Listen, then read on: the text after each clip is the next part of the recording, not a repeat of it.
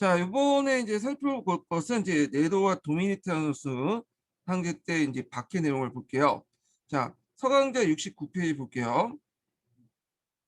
자, 네로 이전에는 이 로마 정부가 이 기독교를 유대교의 한 분파로 여겼는데, 자, 로마 제국 내 유대교는 합법 종교였다. 따라서 이제 로마 종교가 탄생기에 기독교를 박해할 이유가 없었다. 그래서 로마 제국이 기독교를 박해하기 시작한 건 네로 시절 때부터였죠. 64년에 로마의 대화제가 이제 발생을 했는데 네로가 불을 질렀다는 소문이 퍼졌고 이걸 이제 네로가 이제 기독교 신자들을 방화병에 이제 혐의로 뒤집어 씌워서 장혹하게 박해를 함으로써 위기를 모면하려고 했고 이때 이제 베드로와 바울이 이제 순교했다고 해요. 자, 그다음에 그 네로가 이제 죽음에 기독교에 대한 박해는 끝났다. 그렇지만 로마 정부는 기독교가 단순히 유대교 한 분파가 아니라 유대교도 독립된 독립 별도의 분파라는 인식으로 하게 됐다. 그러니까 이제 유대교에서 시작했지만 그 유대교 그러니까 SNF나 뭐 바리새파 같이 있는 분파가 아니라 유대교에서 시작했지만 나온 독립교회다. 이렇게 이제 생각을 하게 된 거야. 자, 그래서 이제 이게 계기가 됐던 게 뭐냐면 유대에서의 나빠요. 자, 유대에서 나쁜 뭐냐면 그때 이제 그 유대인들이 박해를 받았잖아요. 그러니까 박해를 보다 보면 유대인들이 반란을 일으켰어. 예전에 반란을 일으키다가 나중에 이제 유대인들은 이제 뭐냐면 그 밖으로 그 팔레스타인 밖으로 뭐냐면 보냈거든요. 그때 이제 딱 하루만 그 팔레스타인 와가지고 예루살렘의 통곡의 벽 앞에서 통곡할 수 있는 자유만 줬죠. 그러다 보니까 이때 계기에서 유대인들이 이제 디아스포라죠. 다른 지역으로 그 분산됐는데 이때 이제 그 유대인들에게 부과된 세금이 뭐냐면 예루살렘 성전의 유지비로 왜냐면 예루살렘 성전이 계속 남아 있으니까 거기에 성전세 유대세를 납부했어요. 그래서 이제 이렇게 이게 그 성전세를 먼저 납부하고 말 잘못했네. 예루살렘 성전에 성전세를 납부하고 그리고 나서 베스파시아누스 상제 때 그 당시 이제 그 유대인 반란을 진압을 하고 나서 이 성전세가 유대세가 되는 거야. 유대세가. 예. 근데 이 유대에서를 이제 그 나중에 이제 다른 지역에 살고 있던 이제 유대인들에게도 그러니까 그 뭐냐 팔레스타인 밖에 있었던 이제 유대인들이 이제 팔레스타인 밖으로 나가 살았잖아요. 그 유대인들에게 이제 부과를 시켰어요. 유대세를. 그래서 이제 성전세 납부 대신에 그 유대세 디아스포라한 유대인들에게 부과된 게 유대세인데 자 근데 기독교 신자들 입장 볼 때는 자신들이 유대교가 아니잖아. 유대인 신자가 아니기 때문에 당연히 유대세를 납부하게 되죠. 자, 그러면서 이제 로마 정부가 이제 심각한 고민에 빠지게 된 거야. 그 로마 정부는 피정복민들의 정통적인 종교에 대해서 간용했지만 새로운 종교를 용인할 의사도 없었고 더욱이 유대인들의 유대사를 나쁜 조건으로 종교적 간용을 누리고 있는데 기독교는 유대교와 유사한 간섭을 항하고 비슷한 주장하면서 세금을 내고 하지 않았어요. 자, 이 문제가 이제 도미티아누스 때 이제 부각이 됐는데 이때 도미티아누스의 측근이었던 클레멘스라는 사람이 있었는데 이 사람이 이제 클레멘스를 비롯한 궁중의 주요 이사들이 유대인 풍습을 하면서 유대인을 납부하지 않았어요.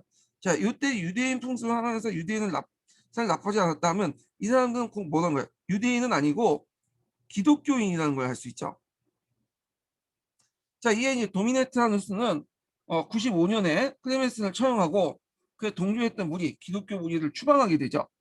이때 기독교 신자들도 유대인을 납부하지 않고 무신론을 행했던 이유로 이제 박해를 받았다. 자, 그러나 도미티아누스는 96년에 죽었기 때문에 궁정에서 이루어졌던 그의 박해는 곧 중단되었다. 자, 그 다음에 이제 이렇게 있고, 그 다음에 또 이게 중앙정부의 어떤 박해도 있지만 또 한편은 지방정부의 차원의 박해도 있었어요. 왜냐면 이제 로마는 정복관 지역에 상당히 폭넓은 자치권을 줬거든요. 그리고 자치정부는 자치적 치안을 유지하고 사법권을 행사할 수 있기 때문에 그 당시 이제 뭐 유대인 예수도 그렇게 해서 죽은 거죠. 빌라도에서. 자, 그래서 이제 그 로마 제국 동방 지역에 있는 그 지방 정부에서 기독교 박해가 심했어. 왜냐하면 좀 이건 좀 약간 다른 이유인데 그 유대인들하고 다른 이유인데 그 이유는 뭐냐면 그 당시 기독교 신자들이 이제 오면서 종전에 그 문화나 그다음 종교를 좀 무시하는 경향이 있었나 봐요. 그래서 그것 때문에 기존의 종교를 믿고 있던 사람들과 충돌하게 되거든요. 왜냐하면 기존의 종교는 다신교 위주인데 얘는 일신교 위주잖아. 그러다 보니까 이제 충돌을 하게 되죠.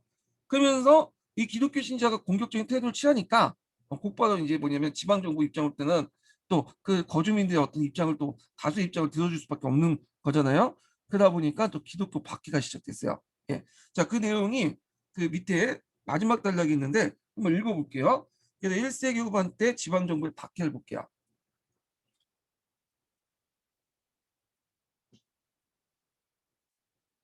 자, 1세기 후반 로마 제국의 로마 제국의 동방 지역에서 이 지방 정부들이 기독교 신자를 박해했던 것은 기독교가 확산되면서 심각한 문화 충돌이 일어났기 때문이다. 다신교들은 로마 황제의 신을 숭배했는데 기독교 신자들은 이를 거부했고, 또 기독교 신자들은 다신교들의 종교 생활 우상 숭배로 공격하였다. 자, 이렇게 기독교 신자들은 공격적인 태도를 취하자 다신교 신자들은 자치권을 이용하거나 로마 총독에 호소하면서 기독교 신자를 박해했다. 자, 그 다음에 이제 폴리니우스 박해를 보죠. 자, 요게 이제 예전에 시험 문제 나왔죠. 이게 기출에 나왔던 건데, 이 폴리니우스는 티라누스 있죠. 이 티라누스 황제가 그 파견한 총독이에요. 그래서 자기가 통치했던 지역이 이제 그 비타니아 포투스 지역인데, 그 기독교의 이제 뭐냐면 처벌 문제를 둘러싸고 그 뭐냐면 그 티라누스와 서신을 교환했어. 그래서 그 서신을 보고 이제 티라누스 때 그 박해에 관련된 내용이 이제 어 알려지게 되고, 이 티라누스의 박해 때 그러니까 폴리니우스 박해의 특징이 뭐냐면 소극적 박해예요. 이게 왜 소극적 박해냐? 앞에 이제 뒤에 있죠. 뒤에 이제 디오클라티우스의 적극적 박해와 좀 비교해 볼 수 있어. 그래서 평상시엔 가만히 있다가 기독교 신자들 이제 뭐 차단해서 박해하는 게 아니라 그냥 내버려뒀다가 고발이 들어오면 그때서야 이제 박해를 하는 거야. 그리고 이 뭐냐면 기독교 신자를 잡아서 이제 와서 신문을 하잖아요. 근데 나는 이제 기독교 신자 기독 신을 버렸다 이런 식으로 얘기를 해버리면 배교를 해버리면 그냥 박해가 중단돼요. 풀어주죠. 용서해주고. 자, 그러면 이제 그 내용을 볼게요. 자, 티라누스 명령을 받은 폴리비우스는 비타니아와 포투스 지역에 충돌이 되었는데, 그의 이제 임지에 도착할 때 주민들이 기독교 신자를 고발했어요. 앞에서 얘기했지만 지역민들이 기독교 신자를 별로 안 좋아했다고 했죠. 예. 그래서 폴리니우스는 기독교 신자들을 체포해 신문했는데, 소문과 달리 기독교 신자의 특별히 사악한 행동을 하지 않았음을 알게 되었다. 자, 그런데 그럼에도 불구하고 기독교인들을 사형을 시켰는데 그 이유는 다음과 같다. 자, 그가 판단하기에 기독교인들은 요게 이제 시험 문제 나왔죠. 사악하고 극단적 미신이었고 기독교 전파에 의해서 로마의 정통신앙이 뿌리를 내리고 있었다. 그래서 곳곳에 신전이 방기되고 신전과 관련된 이랬던 이들도 직업을 잃었다. 그래서 이제 이렇게 정통 신교들, 정통 종교에 대한 뭐냐면 충돌, 그로 인해 여러 가지 부작용 이런 것들 이제 있고, 두 번째가 이제 나오죠. 두 번째로는 자, 기독교 신자들이 로마 제국을 금지하고 있던 야간 모임을 가졌고, 아마 이제 야간 모임은 저녁 때 뭐 미사나 뭐 그런 것 같은 것 같아요. 마술도 했다. 그 마술이라는 것은 이제 일종의 치료행위라고 볼 수 있겠죠. 그러니까 이제 기독교가 이제 전파하는 과정에서 신자들도 뭐 치료하고 아픈 사람도 치료하면서 했는데, 이걸 외부에 볼 때 마술이라고 생각할 수 있을 거야. 그다음에 마지막으로는 황제 숭배를 거부했죠. 예. 이런 이제 세 가지 이유 때문에 뭐냐면 기독교를 박해하게 돼요. 이게 이제 기출 문제에 나왔죠. 기독교 박해 이유. 근데 이게 이제 플러스하면 또 병역 거부도 있겠죠. 그 서계에 있는 내용처럼. 그래서 이제 폴라니우스가 이제 기독교를 사용시킨 후에 신자를 사용시킨 다음에 자신의 판단이 옳았는지 앞으로 어떻게 활동할 것인가 좀 세라누스에게 편지를 보내요. 예. 그래서 일종의 매뉴얼 좀 알려달라. 앞으로 이런 문제들이 이제 그 일어날 때 어떤 매뉴얼 필요하냐. 근데 지금도 그렇잖아. 뭐 학교에서 뭐가 일이 터지면 일단 뭐 교무나 뭐 교장 교감한테 관리자한테 얘기를 해갖고 좀 매뉴얼 지침을 좀 내려달라고 하죠. 이거 비슷해요. 자, 그러면 어떤 지침을 내렸냐? 이렇게 보면 이때 이제 트라누스의 편지 답신에 보면 기독교 신자를 사용시키는 올바른 판단이다. 일단 기독교는 인정받지 못하겠다는 거야. 국가 차원에서. 어, 그래서 기독교의 신앙의 자유는 인정하지 않겠다. 그래서 잡히면 처형시키는 건 올바른 거다. 그렇지만 그들을 수색하지 말 것이며 단서가 있죠. 주민이 고발할 경우만 재판을 해라. 그래서 뭐 평상시에는 믿든 말든 내버려두는데 근데 주민들이 이제 뭐냐면 다툼이 있잖아요. 그때 고발할 경우에만 처형을 해야 되는. 그러니까 아마 이제 테라뉴스는 기독교에 대해서 크게 문제의식을 가지고 있지 않은 것 같아. 근데 다만 이제 기독교 신자 때문에 그 지역민들이 뭐냐면 거의 얘네들 충돌하면 로마 지배 체제가 좀 약간 흔들릴 수 있잖아요. 그래서 그것 때문에 이제 고발할 경우에만 처벌하는 거야. 문제가 생길 때만. 예. 그래서 익명으로 제기된 그 고발은 무시할 것이며 고발당한 기독교인들이 뉘우치면 용서해라. 나 이제 뭐 기독교 신자 안 하겠다. 신을 버렸다. 예수 안 믿겠다. 배교하겠다. 그러면 용서해 달라는 용서해 주라는 거죠. 그래서 이걸 이제 뭐냐면 소극적 그 박해라고요.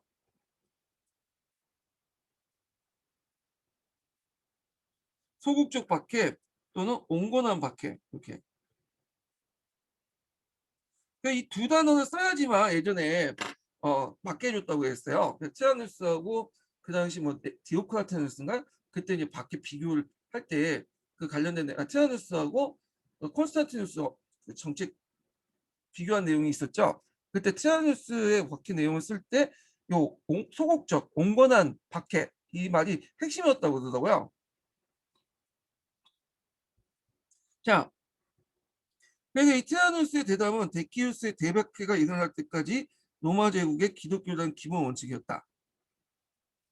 자, 티라누스가 기독교 신자를 단지 기독교를 믿는다는 이유만으로 사형시키라고 명령한 것은 그가 기독교가 불법 종교라는 걸 의미하죠.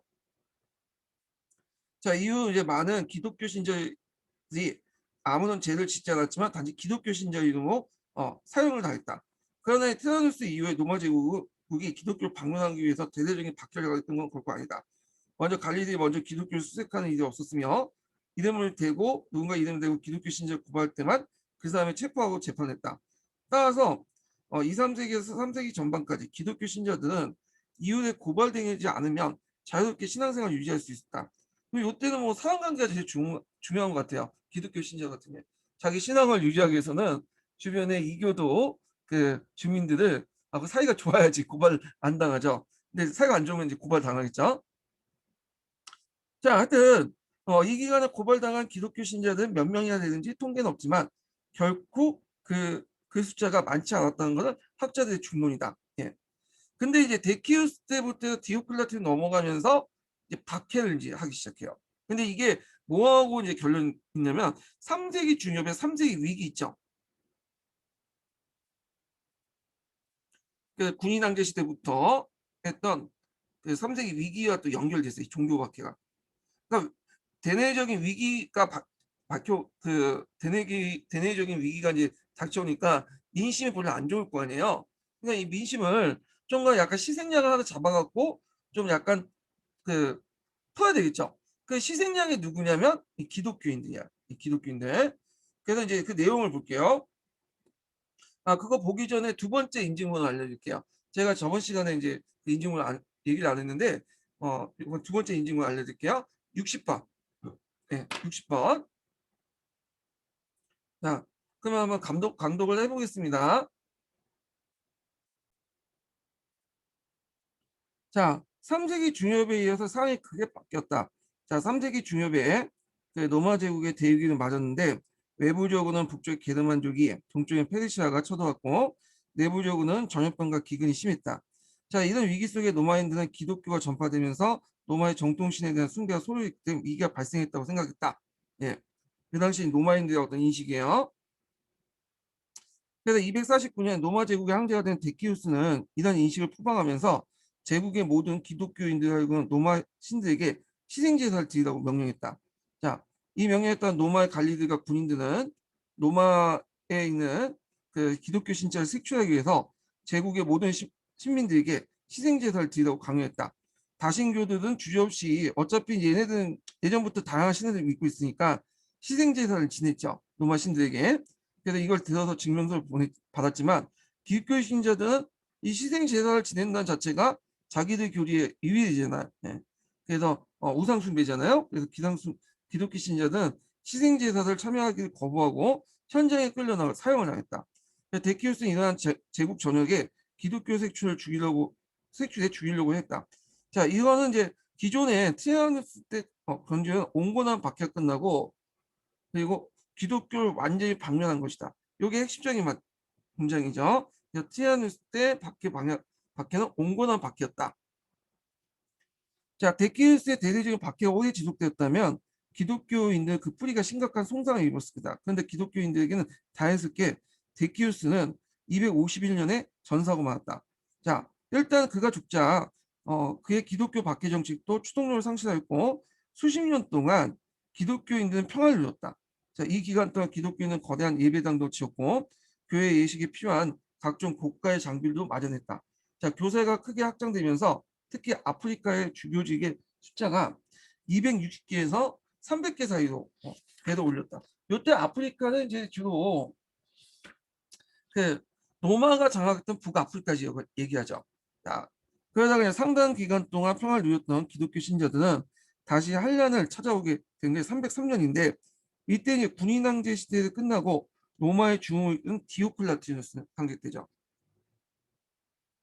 이 사람은 로마의 정통을 복원하고 권력을 강하게 노력을 했다.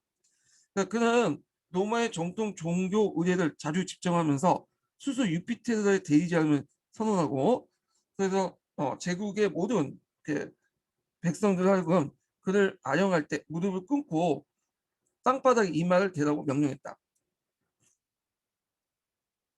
그런데 기독교 신자들은 이거 자체가 우상 숭배죠. 그러니까 그 정통 의례나 신들, 로마 신들에게 의례를 드는 것을 제사를 거부했다. 게다가 일부 기독교 신자는 군 복무 자체를 부정했다. 그래서 병역 거부도 일종의 박해 사유가 되는 거야. 그러나 기독교 신자들은 이러한 비협조적인 태도가 제국을 복원하는 데 큰 장애물을 판단 디오클라티누스 황제는 그의 협력자 갈라디우스 그의 디오클라티누스와 그의 협력자 갈라디우스는 공동 황제 중에 한 명이었을 거예요. 그래서 303년에 모든 기독교 신자들에게 발굴을 강요하는 칙령을 내렸다. 자, 정 제국의 관리와 관리들이 파견해 교회의 박해 내용이에요. 전 제국의 관리와 군인들이 파견돼 교회를 무너뜨리고 기독교 신자들을 색출했다. 제국의 모든 도시와 로마 신들에게 제사를 드리는 제단이 설치되었고 모든 시민들에게 제사를 참여하는 명령이 하달됐다. 희생 제사를 거부하는 신자들은 현장에 잡혀가 사형을 당했다. 이때 순교자는 수천 명이 달릴 것으로 추산된다. 자, 디오클라트 박해는 311년까지 지속됐고 디오클라티누스가 305년에 퇴임했지만 그의 협력자 갈레리우스가 계속 집권하면서 박해를 추진했기 때문이다. 그렇지만 오랫동안 박해도 불구하고 기독교 세력들은 약화되지 않은 것을 보고 갈레리우스는 자신의 정책을 실패했다고 판단하고 311년에 박해를 중단하는 명령을 내렸다. 그리하여 로마 제국의 최후의 박해는 대박한 수많은 순교자가 남긴 채 종결됐다. 제가 이제 갈라디우스 칙령 관련돼서 박해 중단 칙령과 관련돼서 예전에 모의고사 한번 냈거든요, 작년에요. 그래서 21년 작년에 그 모의고사 한번 그 뭐냐면 참조해 주세요. 예, 그 내용을. 그리고 그 서양 고대사 사료와 관련된 그 책이 하나 있어요. 경남대학교 출판사에서 나온 그 서양 고대사 그 책이 있는데 그것도 괜찮더라고요. 예. 요게 이제 갈라디우스 박해 내용 중단 내용 그 칙령 내용이 나와 있거든요. 자, 하여튼 이렇게 해서 이제 있고 그 다음 넘어가서 콘스탄티누스의 기독교 공인을 보죠. 요거 기출문에 나왔던 거죠. 예.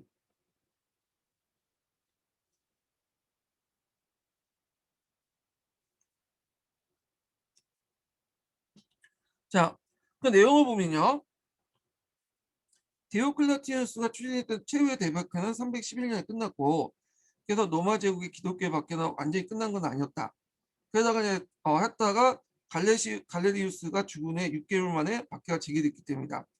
그러다가 이제 또 왔다 갔다 하다가 콘스탄티누스가 이제 즉위하게 되죠. 그래서 콘스탄티누스 가서야 기독교 박해가 완전히 끝나요. 그래서 이제 이 공동황제였던 니키니우스와 협의해서 밀리아노 칙령을 내리게 돼요. 자, 이 칙령 내용이 두 가지로 구성되는데 일단 기독교 신자를 포함한 모든 사람들이 각자의 신앙의 자유를 할 수 있도록 허락한다. 이 말은 기독교를 이제 공인하게 해주겠다. 기독교 공인과 관련된 내용이고, 두 번째는 박해 기간 동안 압수됐던 기독교 교회와 교회 재산을 반환하도록 한다. 그러니까 원래 주인에게 돌려줘라. 자, 그래서 만약에 밀려는 칠령 내용을 쓰면 그 기독교 공인까지는 쓸 분이 많을 것 같아. 근데 여기 박해 기간 동안 압수한 기독교 교회와 교회 자산을 반환하다. 이런 내용은 쓰지 못하겠죠. 이거는 여기에서 이제 찾아서 쓰시면 되고, 가끔씩 이제 세계사 교과서 지도서인가? 지도서에 있어요. 이 내용이요. 예. 그때 재산 반환 내용도 있고 있으니까 두 가지 내용 외워두세요. 자, 그러면 콘스탄티누스가 왜 그 밀라노 칠령을 통해서 기독교를 공인했는가?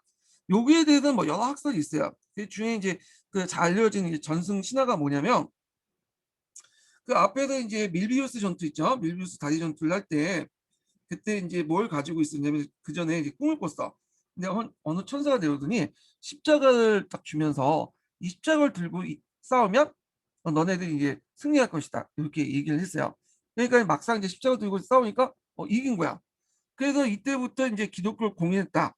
이렇게 이제 보는 설이 있는데, 그러나 이거는 전승 신화기 때문에 그를 믿을 수가 없고요. 현실적 이유 때문에 그런 것도 있어요. 일단 첫 번째는 뭐냐면 콘스탄티노스 본인이야. 그 앞에도 얘기했지만 콘스탄티노스 황제 자체는 기독교 신자는 아니었어. 이 사람은 죽을 때 거의 이제 죽을 때 이제 기독교 신자가 된 거고, 평상시에 뭘 믿고 있었냐? 살아생일 때 태양신 숭배하고 있었어. 그러니까 기독교 입장은 이교죠. 근데 다행하게 이 미트라교가, 태양신 미트라교가 기독교 교리하고 되게 유사해요. 예. 그러다 보니까 이제 뭐냐면 콘스탄티누스 황제도 기독교에 대해서 좀 친밀감을 느낄 수밖에 없었겠죠. 이런 것들. 예. 그래서 이런 것도 이제 개인적인 이유도 있겠고, 두 번째는 또 현실적으로 이 기독교의 신이 그 당시 막강했어. 예, 그다음 기독교 공동체가 국가를 대신해서 여러 가지 이제 그 역할을 했다고 했잖아요. 예. 그러다 보니까 기독교인들이 그렇게 박해를 받고 있음에도 불구하고 10%나 돼요. 예. 그러니까 얘네들 무시할 수 없겠죠. 그러니까 이제 콘스탄티누스 황제 때문에 이 기독교 세력들 자기 편을 만들어 가지고 자신의 어떤 정치 어떤 그 통치를 좀 효율적으로 하는데 이용해야겠다는 판단을 할 수밖에 없잖아요. 그러다 보니까 기독교 공인해주고 그 후에 기독교에 대해서 여러 가지 편의도 봐주고 그래요. 예, 그 뒤에 있는 내용인데 한번 읽어볼게요. 자, 콘스탄티누스는 이런 개인적 체험보다 현실의 가능성이 크다. 그중에 이제 뭐냐면 기독교세가 컸다는 거죠. 당시 기독교 신자는 전 인구의 10% 가량이었으며 특히 동방 지역에 그 비율이 높았다. 그래서 디오클라티누스는 이래에 오랫동안 자행했던 박해도 불구하고 기독교 세력은 축소되지 않았기 때문에 그들을 물리적 억압하는 데 별 효과를 거둘 수 없었다. 따라서 제국을 안정시키기 위해서 계속 그들을 억압하기보다는 협력적으로 받아들이는 편이 나았다. 특히 그의 적이었던 갈레니우스와 마지막 막시미니오 그 갈레니우스와 그 막시미오 다이어가 기독교를 박했기 때문에 그들을 물리치고 새로이 황제가 된 콘스탄티누스 황제가 그들의 정책을 계승한 걸 적시하지 않았다. 그래서 그의 반대쪽에 있었던 사람들이 기독교 박해 정책을 했기 때문에 그들을 물리치고 그 즉위했던 그 콘스탄티누스 황제 입장 때는 그의 정책을 계승할 수 없죠.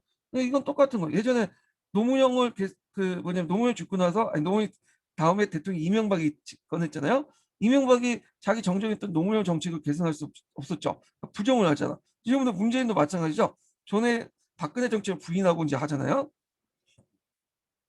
자, 그래서 콘스탄티누스 황제는 즉위하고 나서 공인하고 나서도 여러 이제 뭐냐면 편이 기독교 신자들에게 그 뭐냐면 여러 가지 친 기독교 신자들 정책을 했어요.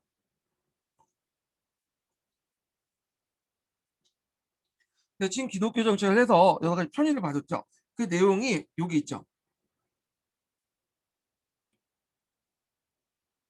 자, 콘스탄티누스 황제는 독실한 기독교 신자는 아니었지만 그 통치 기간 내에 기독교 우호적인 태도를 건지했다.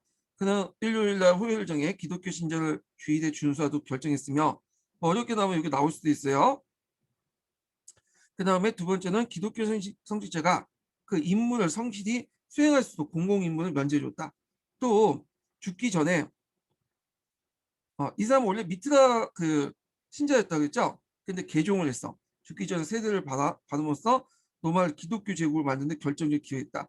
자, 이후부터 이제 노말 항시 모든 항시는 기독교를 신봉하는 게 일종의 정통으로 굳어지게 됐고요. 그다음에 노말에서 출세하고자 하는 사람들은 이제 항시의 총애를 받기 위해서 기독교 개종했죠. 그러니까 예전에도 기독교가 많았는데 기독교를 공인하고 기독교 황제들이 만약 이제 기독교를 믿는 황제들이 이게 대출되니까 자연 기독교인들은 더 확대됐겠죠. 예. 자, 그 다음에 이 콘스탄티누스 황제가 또 그 니케아 공의회를 소집했어요. 자, 니케아 공의회는 수능에도 많이 나오고 예전 시험에서도 자체적으로 문제 나오진 않았지만 그 객관식 기출의 그 오답인가 여기에서 한번 나왔어요. 그렇기 때문에 언급됐기 때문에 니케아 공의회 시험 문제 많이 나올 수 있겠죠. 자, 이 니케아 공의회는 이제 교리 문제와 관련됐어요. 이단하고.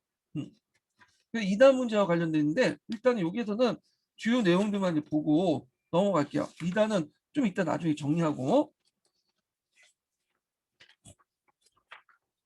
자, 그러면 그 내용을 이제 보면요. 니케아 공의회는 여러분들 누구와 누구의 대립이죠? 아리우스파와 아타나시우스파의 대립이잖아.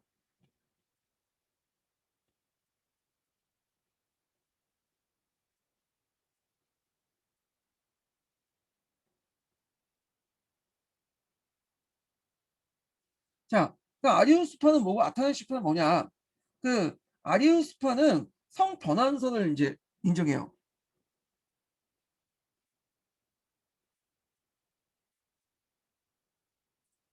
잠깐만요. 그 성변환설 인정하는 게 성변환설 부정하죠.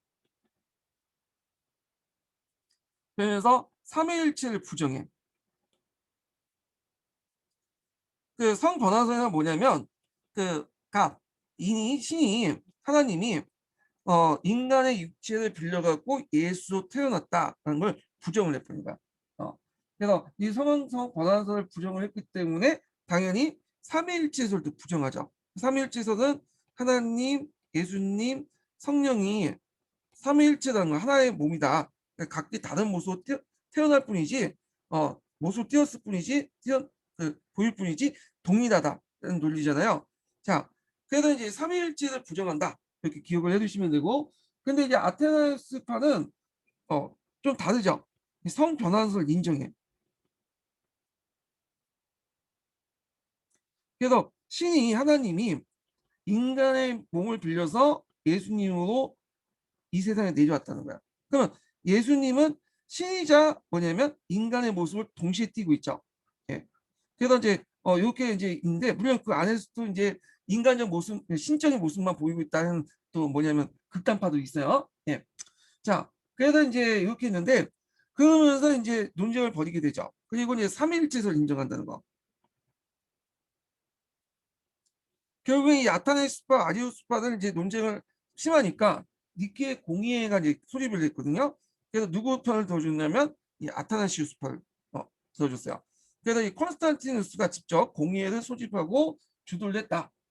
그래서 이제 요런데 더 뭐냐면 또 여러 가지 문제가 있으니까 더 많은 내용이 있는데 이건 좀 뒤에 얘기할게요. 예, 여기에서까지만 좀 얘기하고. 자, 하여튼 니케 공의회가 소집되고 그 콘스탄티누스는 이 회의를 주도하면서 교리 통일을 촉구했고 그 결과 삼위일체 성변환설을 인정한 아타니스가 정통으로 채택되었다. 그럼 아리우스파는 어디로 가냐? 여러분 알다시피 아리우스파는 게르만족들에게 갔죠.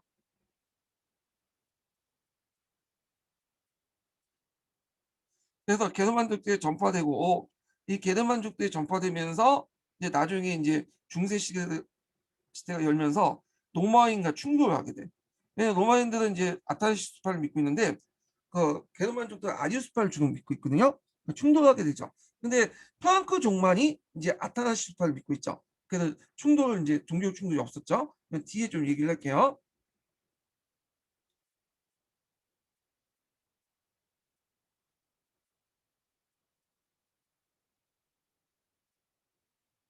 자, 그러면 테오도시우스의 국교 선언을 볼게요. 그 콘스탄티누스가 기독교를 확고한 기반을 올려놨기 때문에 그 후의 황제들은 대부분 기독교 신자였고 기독교에 대해서 우호적인 태도를 보였다. 자, 이 때문에 기독교 세력은 날로 커져간 반면에 정통적인 다신 숭배는 날로 축소되었다. 특히 이제 그 신앙심이 두터웠던 황제들은 공권력을 이용해 이교 신앙을 잠재우려고 했고, 그 대표적인 황제가 콘스탄티누스 2세죠. 콘스탄티누스 2세는 콘스탄스의 그 아들이에요. 예. 그래서 이 사람은 340년에 그 여러 칙령을 통해서 다신교의 희생제사를 금지하고 다신교 신전을 폐쇄하고자 시도했다. 특히 이제 346년에는 신전에 제사를 지내는 것을 드리는 걸 규정을 드리는 것 제를 규정하고, 그러니까 이제 노마 신들을 모시는 거죠. 노마 정통신.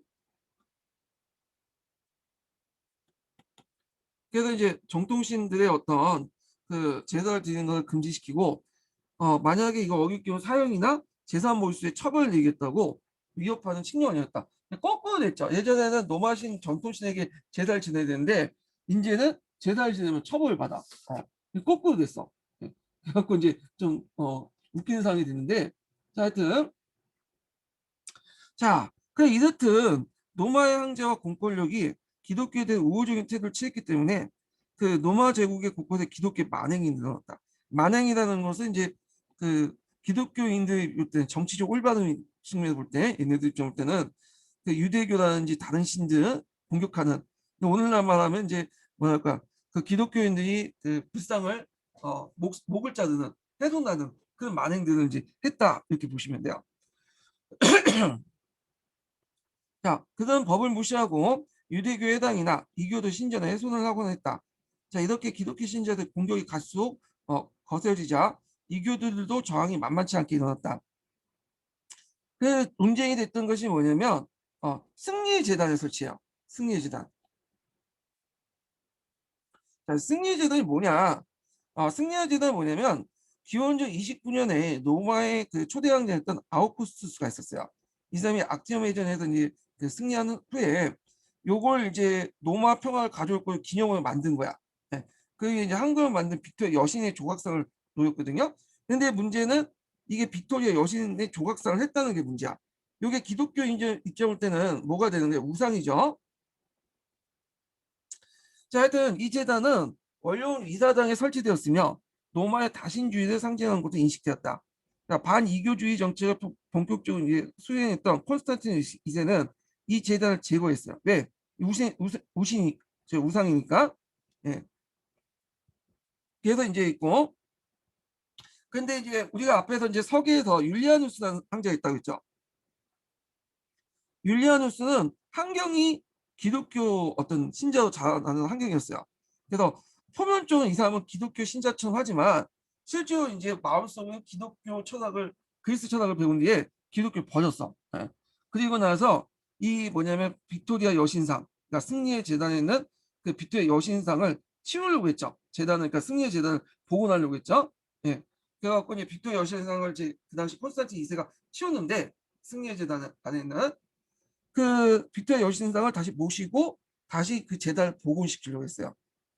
그런데 이제 이것도 그 사람이 죽는 바람에 다시 등장 글라티오누스 상제 때 재단이 다시 제거되죠. 그러니까 이 승리의 재단에 있는 빅토리아 여신상을 설치 문제가 그 당시에 이제 그 로마의 기독교에 대한 인식, 다신교에 대한 인식을 바라보고 있는 거야. 네. 그래서 이걸 통해서 승리의 재단이 뭐냐면 설치될 경우에는 다신교가 좀 우월했고, 그다음 승리의 재단이 없어질 경우에는 기독교가 우월하고, 황제마다 이제 전반적으로 이제 막 다양하게 이제 전개되는데, 자, 그래서 이제 이 내용들 좀 기억을 해두시고,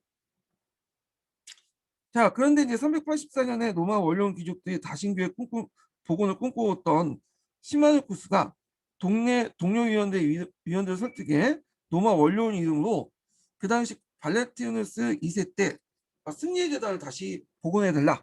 승리의 재단을 복원하고 빅토리아 여신상을 모시자. 그러니까 이에 대해서 뭐라고 했어요?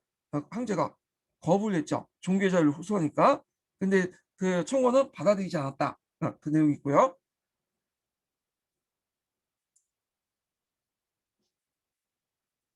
자, 일단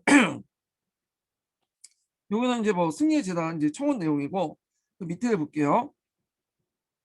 기독교 신앙이 두터웠던 발란티누스 2세는 서방을 다스리고 있을 때 동방예언자였던 테오도시우스는 저항하는 이교들을 모두 제압하고 로마를 완전히 기독교 제국을 만들기 결심했다. 그리하여 392년에 이교들을 근본적으로 억압하는 칙령을 내렸죠. 그래서 이 칙령에는 그런 희생제사를 드리기 위해서 짐승을 죽이는 걸 금지하고 이교도 신전에 가는 걸 금지했다. 자, 그리고 이후에 그가 이 법령을 강력하게 시행해서 이교도는 솔자들이 익게 되고, 자, 이름으로써 로마가 국교화됐다. 기독교인들이. 자, 이거 좀 기억을 해두시고, 그래서 이 로마의 국교와 관련된 그 칙령은 내용을 써가면 구체적인 내용을 쓰면 이거 써야 되겠죠. 그 로마의 정통신에게 희생제사를 드리기 위해서 짐승을 죽이는 걸 금지하고, 그 다음에 사람들이 이교도 신전에 가는 것을 금지했다. 그걸 통해서 로마의 국교를 이뤘다. 이렇게 이제 보시면 돼요. 자, 그래서 이제 이렇게 해서 한번 여기 서강자에 있는 내용을 이제 좀 봤고, 그 다음에 이제 그 기독교 교리 관련된, 그 다음에 재단과 관련된 정비 내용을 서기에서 한번 볼게요. 자, 기독교가 발전될 수 있었던 이유 중에 여러 가지가 있지만, 그 중에 하나가 또 뭐냐면 기독교 조직이야. 교회 조직.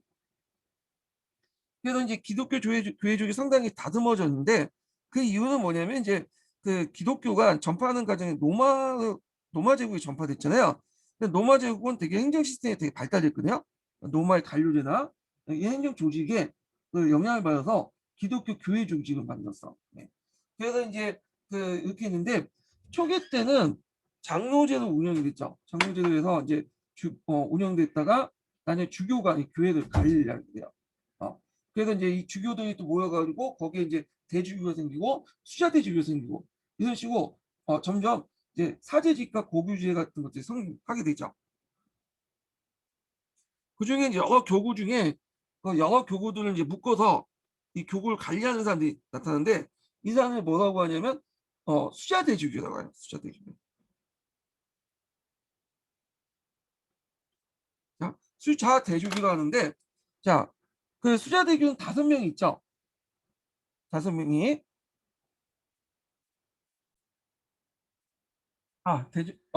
다시 시작할게요. 자, 그래서 이 수자대주교였는데 이 수자대주교가 5명이 있었어요. 그래서 이제 5명이 누구냐 하면 로마에 한 명 있었고, 그 다음에 이제 안티오크가 있었죠. 안티오크. 그 다음에 알렉산드리아.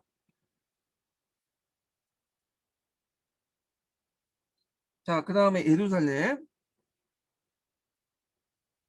그 다음에 이 콘스탄티노프가 있어요. 이것 좀 외워두시는 것도 좋을 것 같아요. 다 알고 계시겠죠, 뭐. 네. 자, 그래서 이제 이 로마 쪽이 이제 나중에 카톨릭이 되는 거고, 그다음 안티오코하고 알렉산드리아 고구 요쪽 부분이 이제 예루살렘까지 이쪽은 동방교회라고 하죠. 근데 여기는 힘을 발휘하지 못한 게 뭐냐면 나중에 이 지역이 이제 이슬람이 이제 점령을 해요. 그래서 이 동방종교 쪽이 힘이 약해져. 그래서 그렇지만 좀 남아 있는 게 있죠. 콥tun교라고 있어. 그래서 콥tun교에서 이제 이 콥tun교는 오늘날 이제 북아프리카 일대나 저쪽 이제 요르단, 레바논 일대 일부 신자들 있죠. 수는 적지만 하여튼 이 콥tun교가 있고 그 다음에 이제 콘스탄티노플이 이제 오늘날 뭐 하고 있는 거야? 지워졌네. 요쪽이 이제 오늘 그리스 정교죠. 그리스 정교. 그래서 요 5개 국교 중에 제일 뭐냐면 정통성 있는 게 로마야. 로마. 그래서 5개 중에 서열이 제일 높은 게 로마인데 로마가 왜 제일 그 교황이 서열이 높냐? 자, 그래서 로마는 이제 로마 수자 대주교를 이제 교황이라고 하죠. 교황. 그렇게 불렀던 게 뭐냐면 일단 그 여러 가지 이유 있지만 첫 번째로는 베드로가 순교했다는 거. 베드로 순교지죠. 물론 이것도 전승이지만 이 로마 교회가 베드로 창건했고 그 당시 그걸 거기에 순교를 당했잖아. 예, 알려지는 바에 의하면 두 번째로는 이 로마가 제국의 중심지예요. 그래서 이제 여기를 바탕으로 서방교회 실제 교회 관리자 역할을 했기 때문에 왜냐하면 이제 그 기독교 조직 자체가 로마의 행정 조직을 본받아 갖고 그 행정 조직 안에서 비슷하게 이제 기독교 조직도 만들었거든요. 그러니까 로마가 그 당시 그 로마 제국의 수도가 중심이 로마이기 때문에 당연히 기독교의 중심 역할도 로마가 맡을 수밖에 없겠죠. 그래서 베드로의 순교지단 역할로 그다음 로마 제국의 중심지다는 이유 때문에 수자 대주교 중에 제일 서열이 높고 교황이라 불렸던 사람들은 그 누구냐? 로마 수자 대주교였다. 그래서 이 로마가 그 당시 제일 서열이 높았다. 이렇게 좀 기억을 해두시면 돼요. 자, 근데 이제 기독교 대중화 입장 올 때는 이 동로마 지역과 서노마 지역 중에 동로마 지역이 널리 이제 확산됐어요. 일단은 이 기독교인과 이제 이교 문화의 신봉조 사이의 대립이 상당히 적었고요. 그렇기 때문에 빠른 시간에 이제 확산이 될 수 있는데 서노마 지역 같은 경우에는 이교 문화가 되게 강했어. 그래서 상대적으로 볼 때는 그 대중화가 좀 늦었다. 특히 이제 그 로마의 원로원 세력들은 헬레니즘이나 뭐 이런 정통신앙 같은 것들을 이제 되게 수를 했거든요. 그래서 신프라톤처럼이나 이런 걸 좀 믿었기 때문에 그 기독교에 대한 반감이 되게 강했어요. 그래서 서노마 지역은 그 동로마 지역보다 상대적으로 기독교의 대중화 속도가 좀 늦었다. 물론 나중엔 다 기독교가 되긴 하지만 좀 속도 차이에서 좀 약간 다를 수 있다. 이렇게 좀 기억을 해두시면 될 것 같아요. 자, 그러면 이제 그 내용들을 이제 볼게요. 기독교 조직과 관련돼서. 자, 심한 밖에도 불구하고 교세가 계속 신장한 것은 신자들의 굳은 신앙심을 신임바 있는 심입은 바 크지만 또한 교회 조직의 심도 적지 않았다. 교회는 처음에는 단순하고 작은 신자들의 모임이 지나지 않았고 장로들 지금 교회 보면 장로들이 있죠.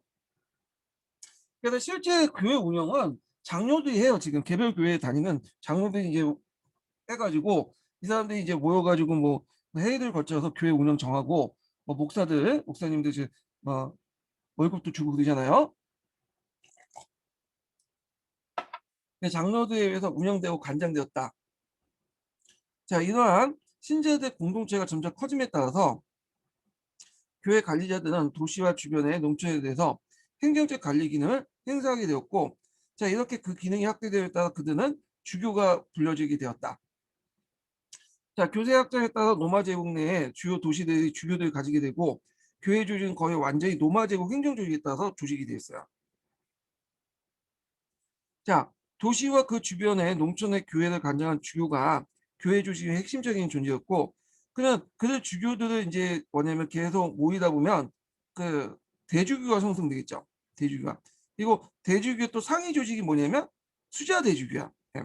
그래서 이 수자 대주교는 처음에는 로마, 그 안티오크, 알렉산드리아 세 명이었지만 나중에 콘스탄티노플이 건설된 후 4명, 예루살렘이 설치돼 5명이 됐어요. 그 다음에 그 로마의 이제 수자 대주 중에 제일 높은 서열이 높은 게 로마 수자 대주교인데 이 수자 대주 중에 제일 서열이 높은 게 그 이유가 뭐냐? 첫째로는 일단 로마 교회가 사도 바도로에서 건설되었던 사실 하나의 설이에요. 예, 그 설과 두 번째로는 로마가 그 가장 우려가 오래된 옛 수도였던 사실 때문이다.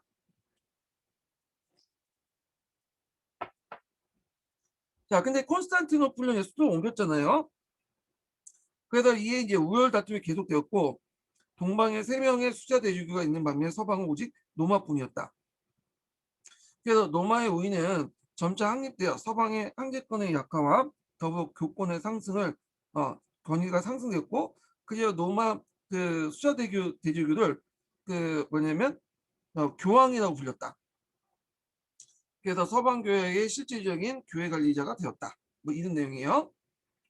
자, 이렇게 교회 조직은 교세 확장과 시대적 요청에 필요에 따라 역사적으로 성장되었으며 로마 제국의 행정 조직을 본받으면서 이점을 충분히 살릴 수 있었다.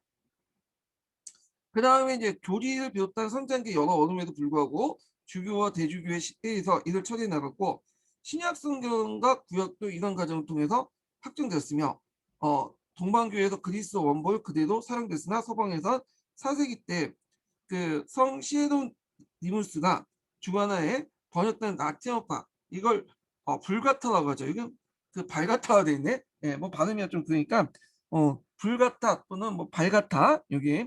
자, 하여튼 이 라틴어판 불가타 성경 자체가 이제 천주교에 사용해요. 네. 천주교도 이제 카톨릭의 이제 성경 자체가 불가타죠. 지금 네. 이 불가타는 그 그리스 시브리어 성경하고 그 이 시브리어나 그리스어 쓰여진 구약 성경과 신약 성경을 번역한 거죠, 라틴어로. 예. 근데 이제 번역할 때 좀 의역을 많이 했어, 직역보다. 그러다 보니까 이제 주로 이제 카톨릭 입장에서 많이 번역이 됐어요. 교황의 권한을 강화시키는 방향으로. 그래서 나중에 이제 신교도들은 이 불가타, 그러니까 라틴어 성경판을 믿지 않죠. 이거는 대신에 원판 구에다가 다시 뭐냐면 자국어나 이런 걸로 이렇게 번역을 하잖아요. 예. 자, 그리고 신약 성경 구약과 관련된 내용은 할머니가 서강지에 되게 자세히 적혀 있어요. 그래서 신약 성경이 어떻게 형성됐고 그 내용도 있는데 굳이 그것까지 우리가 읽을 필요는 없을 것 같아서 그냥 건너뛸게요. 관심 있는 분들은 그 서강자에 신약 성경이 어떻게 만들어졌는가 그것이 있으니까 한번 봐두세요. 그것도 관심 있는 분들은. 자, 그 다음에 이제 두 번째 단락부터는 교리 논쟁이야. 교리 논쟁.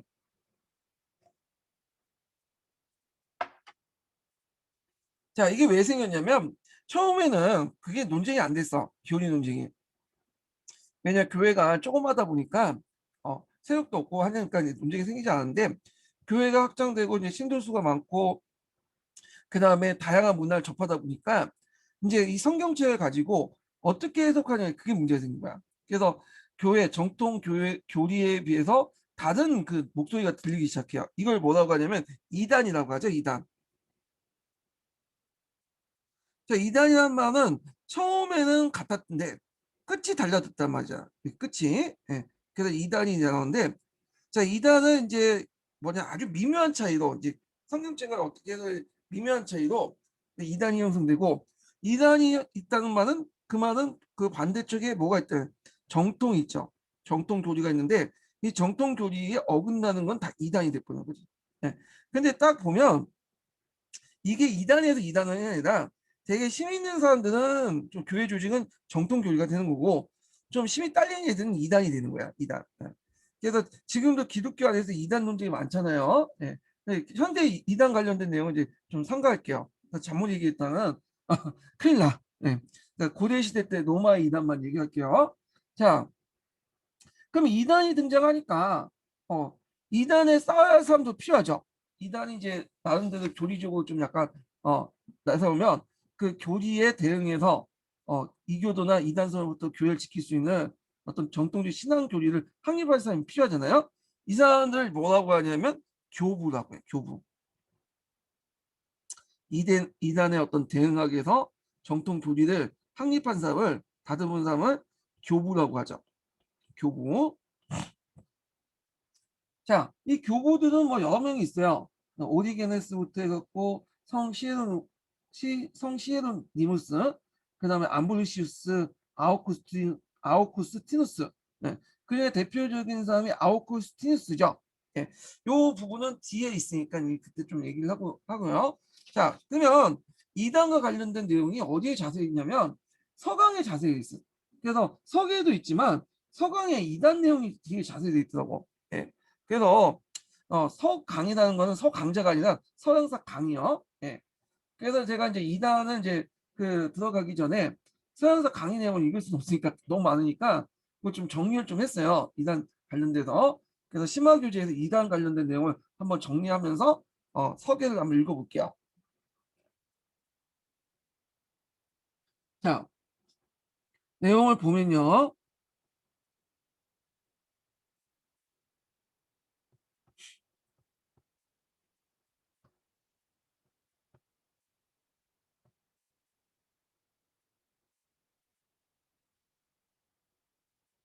자, 이단을 보죠. 이단.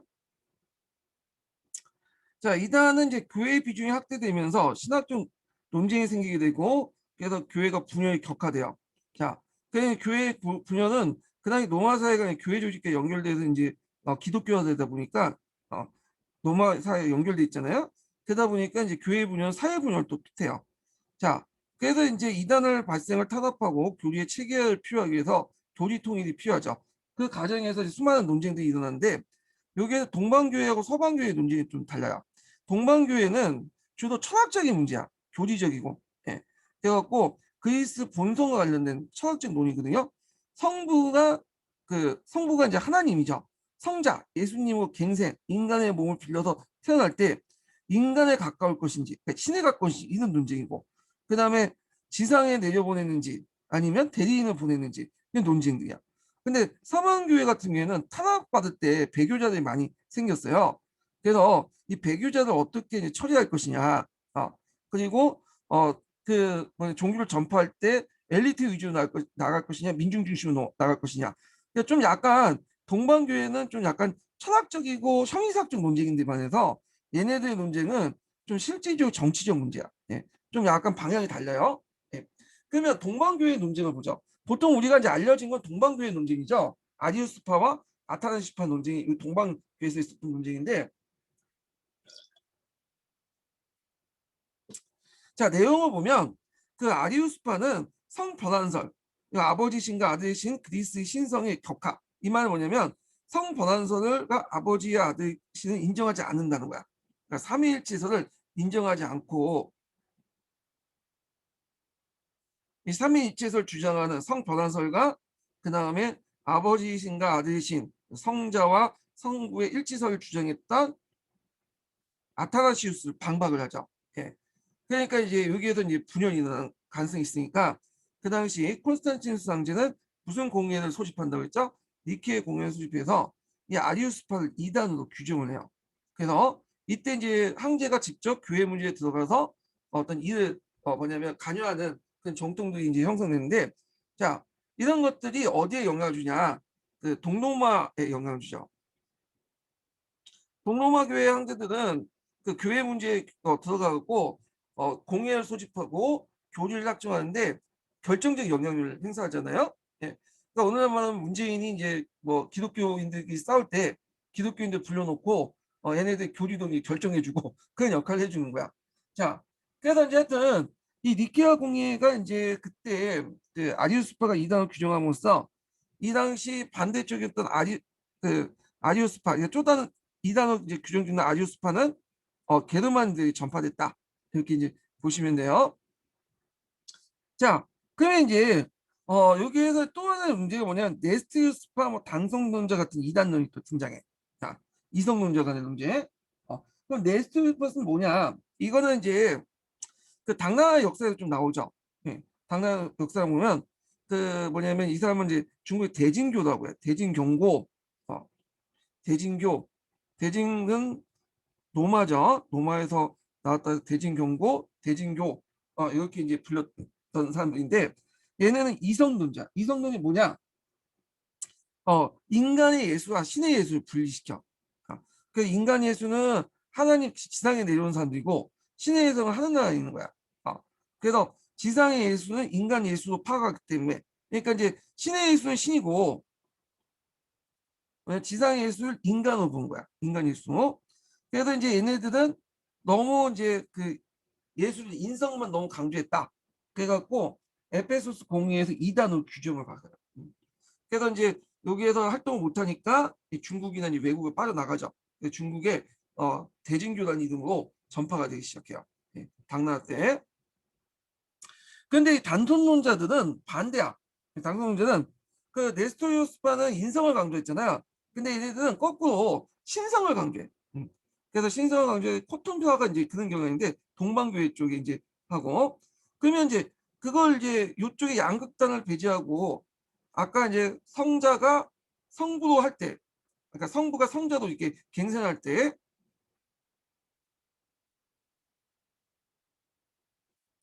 갱생이라는 것은 인간의 몸을 통해서 다시 태어나는 거야. 그때 이제 여기에서 강의 인성과 신성이 동시에 있겠죠. 근데 인성을 너무 강조하는 애들은 네스티우스파고 신성을 강조하는 애들은 단성론자단 말이에요. 예. 자, 요걸 조화를 피울 수 있겠죠. 정통교에서. 그래서 인성과 신성이 동시에 지니고 있다. 그리스도는. 그래서 그게 이제 켈컨트 공의에서 결론이 나. 그리스도는 신성과 인성을 가진 진정한 하나님인 동시에 진정한 인간이다. 그래서 정통을 삼는다. 그래서 이런 것들이 이제 하고 그래도 이제 이때 단성론자들이나 이런 사람들이 불만을 가질 수밖에 없겠죠. 얘네들은 신성만 강조하는 사람들이잖아. 그래서 나중에 이슬람의 지역이 이제 들어올 때 개종의 배경이 돼요. 그래서 이런 내용도 이제 같이 기억을 해주세요. 그래서 그 관련된 내용이 서양사 강의에 있는데 한번 읽어볼게요. 그래서 기독교 교리를 좀 더 많이 알고 싶은 분들은 그 서양사 강의를 읽어보면 자세히 나와 있어.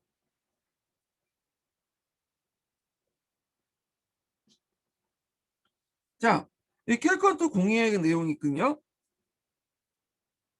네, 캘컨트 공예 역시 그리스 본교에 의해서 본성에 대한 이견을 잠재우지 못하고 있었는데 특히 동방에서 많은 교단들이 단성론을 따르며 캘컨트 공예의 거리를 받아들이지 않았다. 자, 그들에 의해서는 캘컨트 거리는 하나님이 자신이 인간을 위해서 몹쓸 십자가에서 못 박혀 고난을 겪었음을 부정하는 교수 인해 하나님과 인간 사이에 틈새가 생겨났기 때문이다. 자, 이 분열로 신학적인 이유에도 지역 감정, 노마적 제국의 정복된 지역이었던 이집트, 에디오피아, 시리아인 등 느꼈던 콘스탄티노플 중앙 정부에 대한 불만도 적지 않게 됐고, 그 이후 이제 이슬람이 이 지역에 어렵지 않게 노마 제국을 빼앗을 수 있었던 것 중에 한 게 중앙 정부에 관련된 정통들이 캘커트 공예죠. 캘커트 공예 인성과 신성을 같이 갖고 있다. 그에 대해서 그 당시 신성만 인정한 단성론자들이 불만을 가질 수밖에 없고 이 또 불만을 갖고 있었던 게 종교적 이유뿐만 아니라 그들 자체가 피지배층이었기 때문에 노마에 그래서 나중에 이슬람교가 들어오니까 이게 대환영을 받게 되는 거지. 그래서 단성론자들이 나중에 이슬람교로 크게 전환된 어떤 배경이 돼요. 예. 뭐 이런 것들 이제 같이 기억을 해두시면 될 것 같고요. 자, 그래서 이제 이렇게 해서 이제 한번 봤고 그 다음에 그노시스파가 있어요. 그노시스파는 이것도 이제 그 얘네들 세계가 영적인 세계하고 악한 물질 세계, 이원론적 세계가 구분이 되고 그리고 영지를 통해서 뭐냐면 그, 그 신에게 뭐냐면 도달할 수 있다. 영지가 뭐냐? 신성스럽고 기묘한 어떤 느낌이라고 하는데 말은 좀 어렵지만 그렇게 돼 있더라고요. 자, 하여튼 신성스럽고 어떤 기묘한 어떤 그런 느낌 이런 걸 통해서 신에게 도달할 수 있다. 그래서 뭐 이렇게 있고 그 다음에 기독교의 어떤 인간적인 생활이나 십자가의 속죄 등의 의미를 부정했다. 그러니까 인성도 부정하고 속죄의 의미도 부정하죠. 보통 기독교인들은 얘기하잖아요. 십자가를 못 박혀 죽음으로써 우리 죄가 원죄가 사해 주셨다. 그렇게 얘기를 하잖아요. 그 의미도 부정해. 그러니까 이거는 뭐야? 이단이 되는 거야. 이단. 음. 이 그노시스파도. 자, 그다음에 서방교의 논제가 또 다른 식으로 문제예요. 이거는 배교자와 관련된 내용이에요. 구원을 받을 수 있는가? 뭐 이런 내용들인데 이것도 서양사 강의에 좀 자세히 돼 있어요. 한번 읽어볼게요.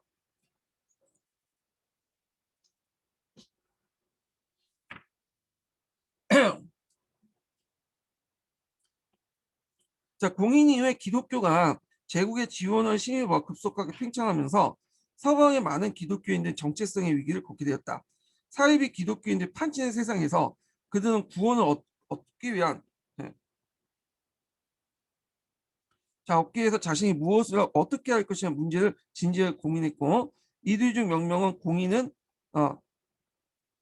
이 사태에 불만을 품고 떠나 사막 속에 수생활하면서 완벽한 생활을 추구하려고 했고 그 다음에 이제 어떤 집단들은 또 부패한 속세에서 오염되지 않은 최후의 순수한 집단 남아 현실세계 대안을 제시하려고 했다. 그래서 이 활동에 타락한 현실 사회를 기억하겠다. 그러니까 구원을 어떻게 봐요? 순수한 엘리트만 대상하냐 아니면 대중을 대상하냐 요게 이제 문제가 됐던 거고 요거는 이제 팔라기우스파의 어떤 배경이 돼요. 여기 그다음 배교자 문제 배교할 때 이 배교자 문제 어떻게 처리할 것이냐 이걸 이제 도나투스파가 이제 좀 그래서 의견이 이제 문제가 되는데 자 그러면 이제 어떤 식으로 이제 보여 도나투스파는 배교를 잘 어떻게 보냐면 얘네는 순수하지 못한 사람이다 어떻게 신앙을 끝까지 지켜야지 좀 고문했다고 쫄아가지고 배교를 하냐 그래서 그 이 사람들은 진정한 기독교인은 배교자들 이제 뭐냐면 제외시키고 이제 뭐냐 끝까지 자기의 신앙을 유지한 사람들만 신앙을 지킬 수 있는 자유가 있다. 이 사람들만 진짜 기독교인이다. 그러면서 이제 배교자들 이제 뭐냐면 상당히 뭐냐면 욕을 하죠. 그래서 나중에 배교자들이 이제 다시 기독교로 돌아가는 거에 대해서 상당히 방해를 해요. 그리고 반대를 하고. 그래서 얘네들 입장을 보면 진정한 교회는 하나님께 충성한 기독교인으로 구성되고 밖에시 성서를 부인한 자는 다시 사를 받아야 한다는 거. 밖에시 이제 성서를 부인한 자는 세를 받아야 한다는 거. 교회와 국가 분리. 그다음에 배교자 중에 교회 목사들이 있어요. 교회 목사가 이제 하다가 이제 탄압을 받으니까 배교자 된 사람들이 많았거든요. 그래서 나중에 얘들이 복직을 할 경우 있잖아. 다시 신앙을 다시 돌아가는 거. 이 사람들이 한번 이제 배교를 했기 때문에 배신을 했기 때문에 이 사람들이 받은 세례와 안수는 다 무효하다. 그래갖고 이 사람들이 배교자 성직자들이 했던 세례와 안수는 다 무효다. 자, 이런 식으로 이제 하면서 배교자들 복직 문제에 대해서 되게 까다롭게 놓았던 사람들이 도나투스파야. 도나티즘이라고 하죠. 자, 그래서 이 도나티즘 같은 거 있고, 그 다음에 이제 페라기우스파는 앞에서 얘기한 것처럼 소수의 사람만 완벽한 삶을 영위할 수 있다. 그래서 신호부터 선택받은 소수의 사람들만 완벽한 사람을 누릴 수 있고 이들만이 인간의 자유의지를 소유할 수 있다는 거예요. 네. 그리고 이들 중심으로 해갖고 교회를 개혁할 수 있다. 그러니까 얘들만이 구원을 받고 그다음 완벽한 삶을 영위하면서 자신의 자유의지를 통해서 기독교사를 개혁할 수 있다. 그러니까 일종의 엘리티리즘이라고 보시면 되겠죠.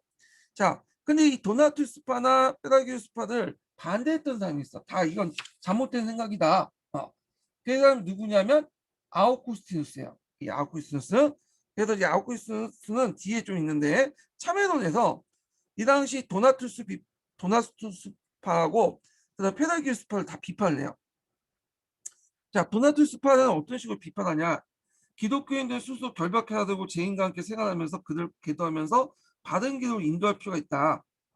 그래서 순수하지 못한 사람을 포용할 필요가 있다. 비록 배교라고 한때는 기독교를 저버렸던 사람이라도 그들을 복직을 시키고 이들을 따뜻하게 품을 필요가 있다.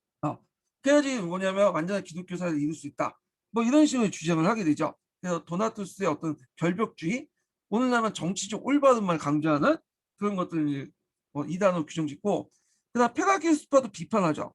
그 소수의 엘리트 중심은 잘못됐다. 그리고 특히 이제 소수의 엘리트만이 시험부터 선택을 받아서 자유의지를 갖고 있다. 이걸 부정하죠. 그래서 인간은 자유의지 자체가 없다. 엘리트든 나발이든 간에 그 인간은 자유의지가 없고 구원은 개인의 의지가 아니라 이 구원은 소수의 엘리트들이 자신의 노력을 통해 구원을 받을 수 있다고 했잖아. 하나님 구원은. 그런 개인의 의지가 아니라 선택 의지가 아니라 소수의 선택된 사람에게 선택된 소수에게 하나님 미리 정해진 거다. 그래갖고 이제 인간의 의지가 아니라 미리 정해진 것을 통해서 구원을 받는다. 이게 뭐죠? 예정설이죠.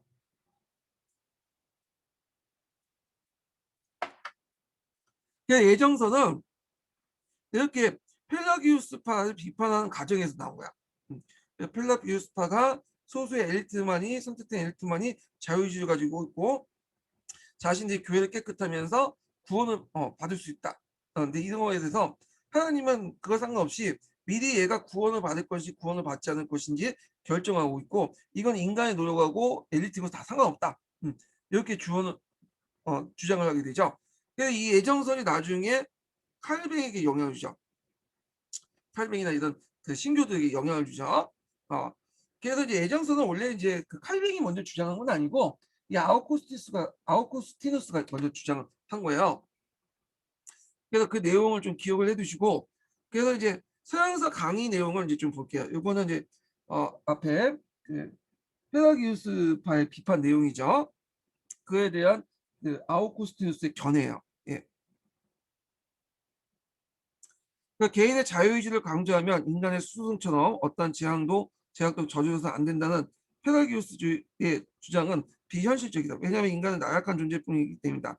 또한 그는 구원이 개인의 의지에 의해서만 가능하다는 주장을 하나님의 전지전능을 부정한 것을 비난했다. 전지전능하심을 부정한 것이라고 비난했다. 그에 의하면 구원은 개인의 공덕에 의해서가 아니라 하나님의 선택된 소수에게 아무런 대가 없이 선물이다. 그러니까 노력 상관없고 엘리트 상관없다는 거예요.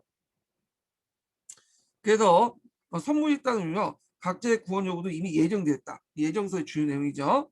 자, 그래서 우리가 이제 신교들을 원시 기독교 사상을 뭐냐면 지향한다는 게 요동 측면이에요. 왜냐하면 스콜라 쪽에서는 예정서가 없어요. 예. 그 아우구스티누스에서는 원시 기독교 쪽에서 거기 있거든요. 예.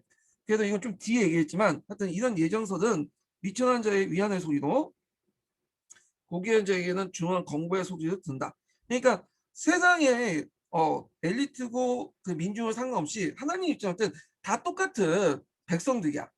그러니까 이제 누가 잘 나가고 자기 스스로 노력을 통해서 구원을 받는다는 건 인정하지 않겠다. 그런 의미죠.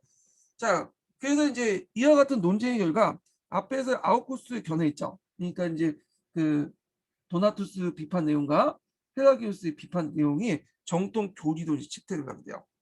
그래서 서양사 개론에는 그 도나투스 비판과 페라기우스 비판 내용은 들어가 있어. 근데 그 배경이나 이런 것들은 잘 없거든요. 이거 서양사 강의를 같이 읽으면 보완을 될 수 있어요. 예. 근데 여러분들이 뭐 서양사 강의까지 읽을 시간이 없으니까 제가 이제 중요 내용만 뽑아서 얘기를 지금 해드리는 거예요.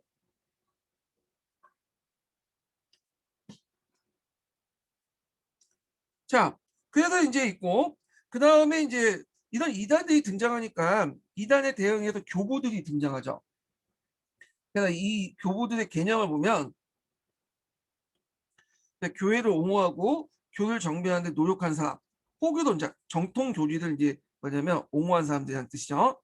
그래서 이교도나 이단설로부터 교회를 지키고 정통의 신앙과 교리 확립을 공헌하는 사람들 얘기를 한다. 자, 등장 배경을 보면 기독교 전파에 따른 이교도의 공격과 교회 내에 여러 이단설이 등장하게 되죠. 그 대표적인 사람들이 쭉 나와 있는데 오리게네스, 그다음에 성 시에로니무스, 암브로시스 그런 사람들인데 뭐 중요한 내용은 아니에요. 그냥 이런 게 있구나 하고 넘어가시면 되고 거기에 잠깐 이제 암브로시스 견해만 좀 볼게요. 이 사람은 요 사람 볼게요. 에도미노, 그러니까 성 시에도니무스 발음이 잘 안 되는데 자, 이 사람은 불가타 성경을 번역을 했어. 요것만 좀 기억을 해주세요. 성경의 라틴어 번역 불가타라고 하죠. 그래서 이제 서양사 총론에 있는 불가타 관련된 내용을 볼게요. 이게 중세에 이제 계속 사용했던 성경책 성서인데, 자, 에도니무는 당시 가장 위대한 학식 있는 교부였다. 그는 성서를 라틴어로 번역했는데 그것이 중세교회에 사용됐던 불가타 성서였다. 라틴어에 쓰인 책 중에 가장 큰 영향력 있는 큰 책이라 할 수 있다. 그거는 기독교에 관한 저술이 라틴어 사용 국민들에게 파고들 수 있는 매개문이었고 중세에서 가장 흔히 사용했던 성서가 되었다. 근데 그 성서 자체가 의역된 성서이죠. 카톨릭 측면에서 의역된 성서이기 때문에 나중에 신교에서는 이게 부정을 하죠. 자, 그래서 불가타를 만들었던 사람 이렇게 기억을 해두시면 돼. 번역된 사람. 자, 암브로시우스는 근육적인 도덕을 준수를 강조한 성직자론을 강조하고 빈민 규제, 황제권과 교권의 분리. 그래서 이걸 바탕 교황권의 강화 이론을 제공해 줬다. 이렇게 이제 보시면 되고요. 그 다음에 제일 중요한 게 아우쿠스티누스야. 요 사람은 꼭 기억을 해 두셔야 돼요. 이 사람은 요 사람과 관련된 기출 문제가 20년도에 나왔죠. 이 사람은 교부 철학을 완성했던 사람이에요. 교부 철학.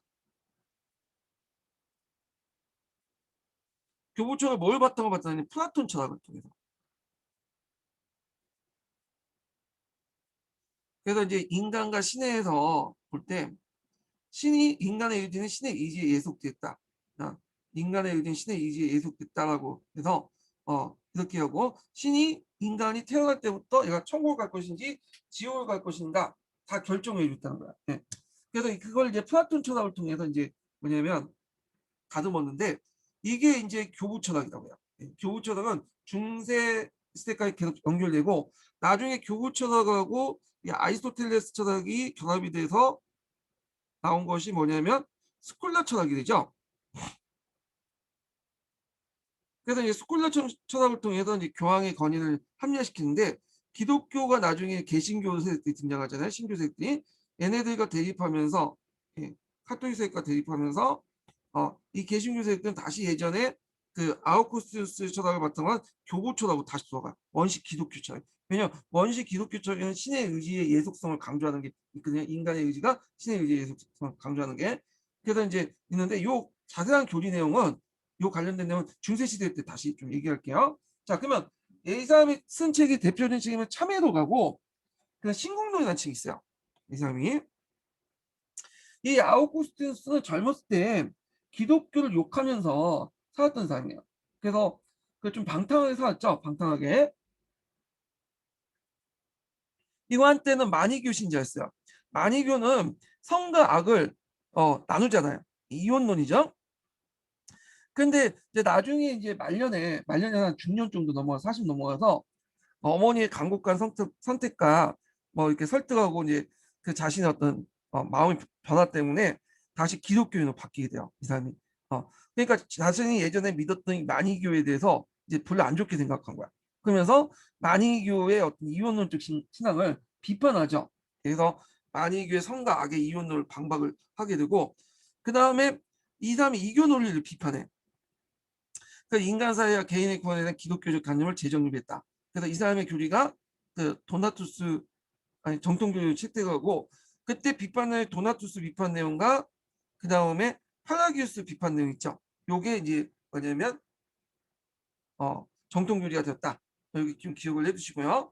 자, 그 말은 팔라기우스와 도나투스는 이단이 되는 거예요. 이단. 그 다음에 이제 신공론인데 이 신공론 되게 유명하죠. 이거 왜 저수했냐면 노마가 한때 고토족에서 약탈된 사건이 일어나요. 그러니까 이제 그 당시 이제 노마인들이 그 특히 노마인들이 이교도인들이죠. 얘네들이 기독교인들 공격하죠. 너네 기독교를 믿으면 하나님이 우리 나라를 보호해 줄 거라고 예전부터 떠들었는데 지금 뭐냐? 그건 다 뭐냐? 너네 신이 존재하지 않기 때문이다. 오히려 노마의 신이 이 뭐냐 분노를 해갖고 결국 야만족들이 우리를 공격해서 뭐냐면 분노 약탈당했다. 그래서 노마신이 기독교를 믿기 때문에 그걸 분노해갖고 야만족들이 우리 와서 약탈했다. 막 공격을 하니까 그게 방박 차원에서 신공론을 쓴 거야.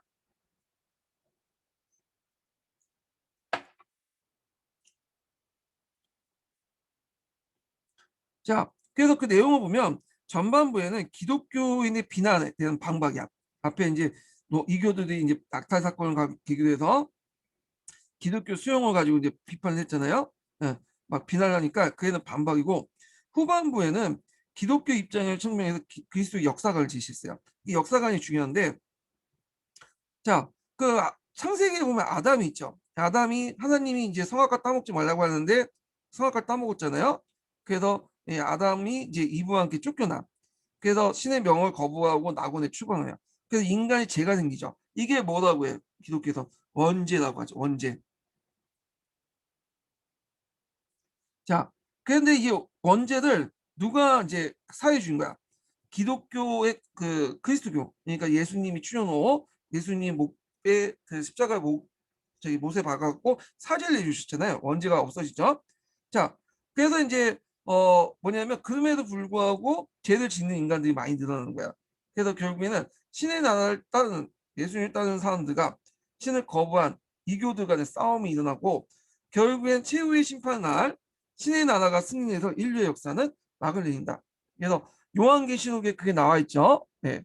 그래서 창세기에서 요한계시록, 그러니까 창세기에서 이제 인간의 역사가 열리고 요한계시록을 통해서 인간의 역사 끝나는 거 아니야. 네. 그래서 이 요한계시록까지 이렇게 쭉 해서 자기식으로 해석을 한 거예요. 자, 의의는 뭐냐면 일종의 순환사관을 탈피했다. 예전에는 그 되게 역사가 반복된다고 이렇게 생각을 했죠. 근데 창세기가 이제 시작돼서 뭐냐면 원죄를 짓고 그리고 예수님 통해서 태어나갖고 원죄를 짓지만 계속 사악한 무리가 남아있어서 둘간의 투쟁 가운데 결국 요한계시록에 있는 마지막 선택된 사람들만의 최후의 심판이 일어난다. 그러니까 이게 일직성적인 어떤 역사 의식을 갖게 되죠. 동적인 역사의식 이런 것들을 제공해줬다. 자, 이런 것들은 후에 이제 뭐 해결되는 이제 마르크스에도 영향을 줘요. 이런 동적인 역사의식 같은 거. 그래서 하나하나 단계를 봐서 다음 세계에 나간다. 그런 의식 자체가 후대사가 큰 영향을 줬다는 거. 그 다음에 이런 역사관과 신학적 견해는 중세 교회와 신학의 토대를 이뤘다. 그래서 교부 철학의 근거가 되었다. 네, 기억을 해주시고요. 자, 하여튼 이 내용이 이제 아우구스티누스 철학이고 이 교부 철학과 후에 이제 뭐 기독교, 그러니까 신교도 개신교 철학의 어떤 바탕이 되었다 이렇게 보시면 돼요. 자, 뭐 이 자세한 내용은 또 뒤에 또 얘기를 할게요. 예, 요 관련된 내용이 있고 제가 여기에다가 주에다가 기독교 신앙 관련된 내용을 다 여러 가지 책을 보고 적어놨어요. 그래서 요거 나중에 부족한 부분 이해가 안 될 때 찾아서 보세요. 이 부분을. 자, 그러면 관련된 내용들, 거기 그 이교도와 관련된 석에 관련된 내용은 좀 쉬었다가 진행을 할게요. 예.